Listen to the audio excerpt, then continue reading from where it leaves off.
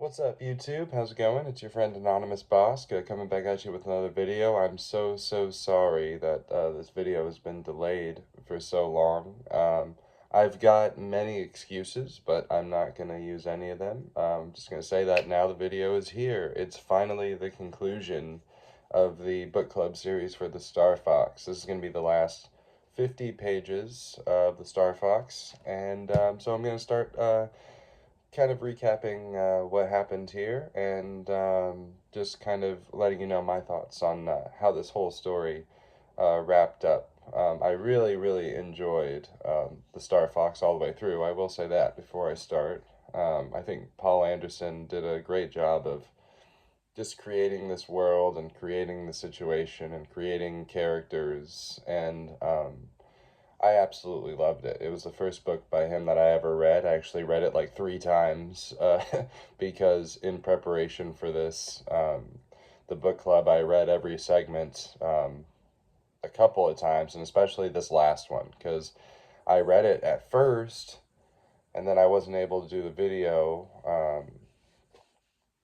So then I had to read it again, and then I was reading other books in between, so then I read it again, and but I got a good grip and handle on sort of what happens here. So we last left off. Vidaz was playing a song for Madeline's daughter Danielle, who Gunnar kind of had a crush on. He kind of developed a crush on her, and Gunnar was going for a swim, and he saw that Vidaz was playing for her, and he was a little jealous, but he was like, "Oh, Vidaz," and it's fine.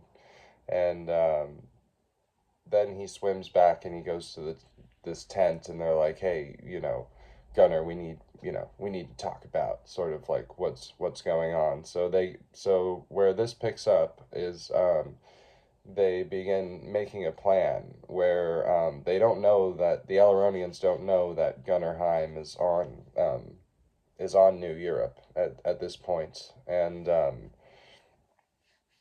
so they make a plan, and most of them don't know what he looks like, save for Sinbei. Sinbei knows what he looks like, but Sinbei is kind of off near Earth somewhere. He's not really expected to be around. So they want to have a meeting and do some negotiating and try to make some wheeling and dealing with the Alaronians. So what they've been doing so far has been sort of a guerrilla warfare kind of thing. Like if they see an Alaronian from behind the bush, they go and attack them. So they make up this plan. Gunner and Vidaz are gonna go, and they're gonna be in disguise. So not really super in disguise, but they're gonna have like different names, and they're gonna go to this meeting.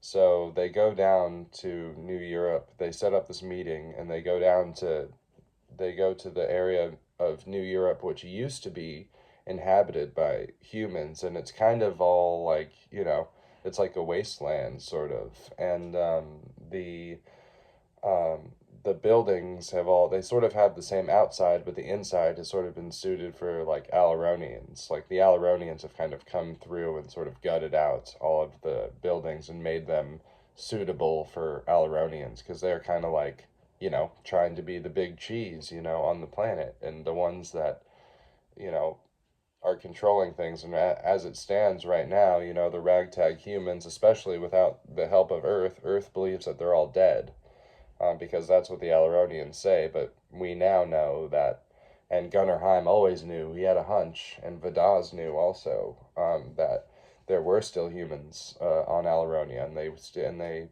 you know, and they just were forced by the Alaronians out of their homes and out of the places where they used to inhabit, and because Alaronia wants New Europe for their own gains, and the people on Earth who are so obsessed with the peace movement will believe anything you tell them, anything the Alaronians say, who are alien race, they would believe an alien race over their own people, except for the French people on Earth. The French people, they know what's up. Um, so the French people are the ones who helped Gunnerheim get his hands on the Star Fox 2 and were able to make a distraction while he was able to escape Earth's orbit, and then they stopped on a planet called Starn, where they had a big adventure on the planet, but also the Starnians helped them install weapons on the Fox to make it sort of a, like a battleship. And so, anyways, back on to sort of where we are now. Gunnerheim and Vadaz are accompanying another group of new Europeans to go have sort of a meeting and sort of talk shop with the Alaronians, try to like make a deal. And so they go, and there's this passage in here that I really like, um, from before, right before they're about to meet the Alaronians. And it's so cool.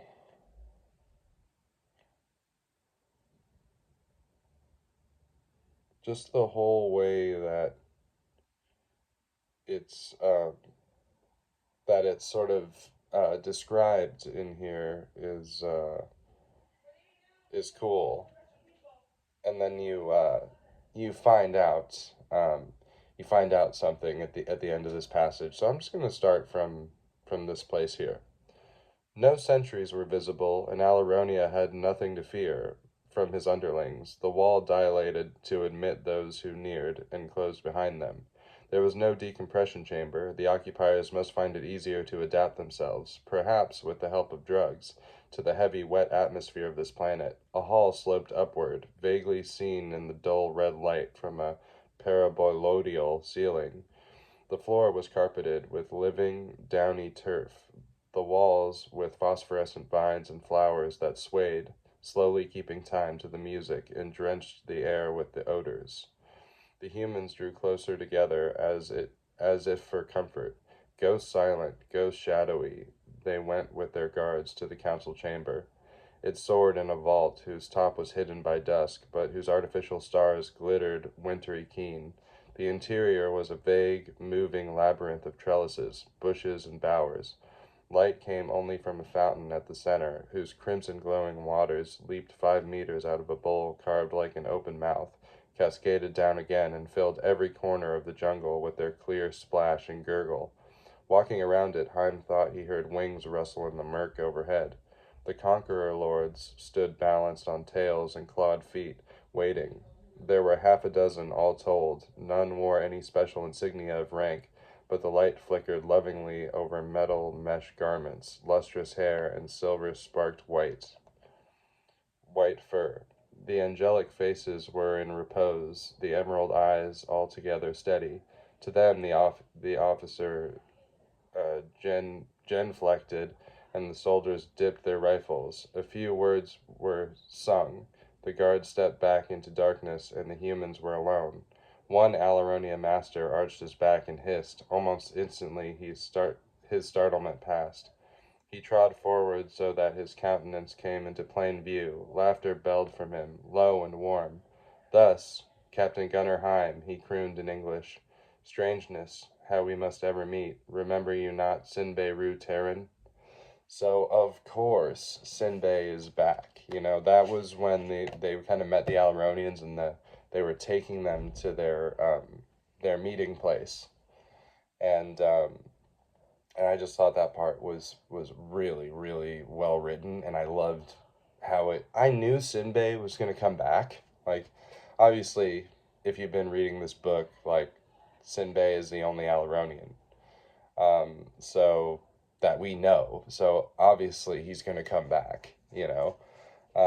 But I loved the way that they brought him back, and he was there, at this meeting, and he caught him kind of. So now Sinbei kind of has control. He kind of sends the other new Europeans away, and like only it's him and Gunnar Heim, and they're talking, and basically Sinbei. It's kind of they kind of make you feel a little bit for Sinbei, 'cause Sinbei just wants a friend, and he kind of makes that clear to Gunnar when as they're talking, and Gunnar's like, no, like, I, we're not going to be friends. No, I don't like you. You're doing things that are getting in the way of my race. To you know live happily and comfortably, and also taking over our planet that we found for your own gain, and then you're lying to the people of Earth. You're manipulating them with your singy voice. It's like, no, we're not friends. But Sinbei is, kind of makes you feel for him because he's sort of like, that's all I just want. It's just like trying to be friends and blah blah blah. But it's like you can't have it your cake and eat it too, Sinbei. You know what I mean? And that's kind of what Gunner is sort of getting at. So they come up with this plan that they're gonna go to this church. For some reason, it's a little fuzzy to me right at this moment why that they're gonna go there. But they go, and Gunner wants to stop by a river first, and he's speaking to Sinbei at the river, and basically what happens is he's kind of talking to him, and he pushes him and himself into the river, and Alaronians can't swim, and as he's plunged into the river, and Sinbei is plunged into the river, Haim is like struggling to swim away, and he's got guns being shot at him, and he's making this, you know, big kind of scary escape, and Vadaz meets him down the line, and Vadaz makes it out alive too, and they figure out what they need to do because when Gunner was talking to Sinbei before he pushes him in the river, sorry, I always do this. I always get ahead of myself and then I'm like, oh wait, I have to talk about that thing that happened before. Sinbei gives away that two ships are within about 24 to 34 hours away of being able to get to Alaronia, and they're called Innocent, and I forget what the other ship is called. Innocent and one other ship, and then he's got Jabalcho, which is his ship that's already there. So he kind of just tells Gunner this. He says, hey, we've sent out, these other ships are going to come. Our ship Jabalcho is already here, and blah, blah, blah. So he tells Gunner this thinking that, whatever, he's got nothing to lose. But actually, Gunner is able to get back to, um, get back with Vadaz and get back to where their little ship that came, that got them down from the ship, they were able to get back to that ship and launch themselves back up to the Star Fox. And with this information that Gunner now knows, he's able to like stand a fighting chance against the Alaronia battleships. And basically, what ends up happening is there's sort of a space battle, and Gunner Heim and company, of course, win, and they destroy the Alaronia ships, and then Gunner, the next chapter is Gunner is living on New Europe now, and there's like a general guy, Peretz, I think is the guy's name, because my friend's name is Perez, and I remember I think it had a T in it. It was like Peretz. Yeah, Peretz, Peretz, and he comes from Earth and to kind of speak to Gunner and say, "Hey, dude, like you're a hero now, and blah blah blah. Why don't you come to Earth and like da da da?" And he's like, "No, because the people of New Europe are my people now, and